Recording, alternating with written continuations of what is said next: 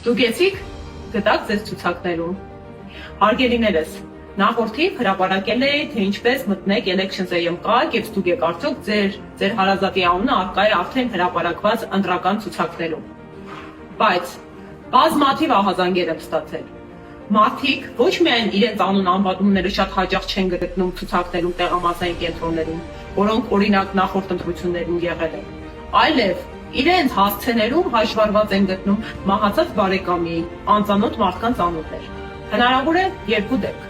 Առաջին, եթե ձեր անունը չկա հրապարակված ցուցակներում, եւ երկրորդ, եթե ցուցակներում ստուգում եք եւ ձեր հասցեում հաշվառված եք տեսնում անծանոթ մարդկանց կամ հանգուցյալ հարազատի անունը։ Ինչ ենք անում։ Երկու հնարավոր տարբերակ կա։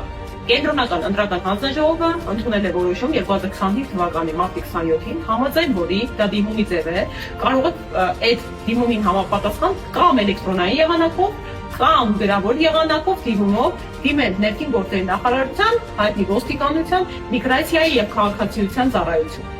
Ավելին, հարգելիներս, կարող եք զանգահարել 84 22 կարճ համարով եւ մանրամասների վերաբերյալ տեղեկատվություն ստանալ։ Ինչ եք անում, կամ ինքներդ հաշվառվում եք, կամ ձեր տան վրա հաշվառված անծանոթ մարդկանց անում եք հաշվառումից։ Բայց կարևոր իրազեկում,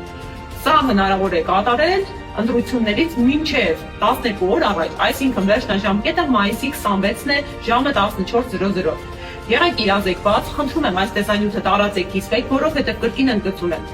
Անհասկանալի կերպով խառը ցուցակներ են հրապարակվել, մարդկանց տեղամասային կենտրոնները խառնված են եւ մենք հայտնաբերել ենք հասցեներ, որոնց վրա ընդհանուր դեպք ունենք, որ հարյուրավոր մարդիկ մեկ հասցեի վրա են հաշվառված ու փորձելու ենք վերհանել այս մեխանիզմի հիմնապատճառները։ Եվ հարգելիներս, տեր կանգնեք ձեր ձայնի, որովհետեւ կրկին ընդգծում եմ, եթե դուք չեք գնում ընտրության, ձեր փոխարեն, ձեր ապագա կյանքը կանխորոշելու են եւ ձեր ընտրությունը կատարելու են այն մարդիկ, ովքեր գնալու են ընտրության։ Եղեք իրազեկված։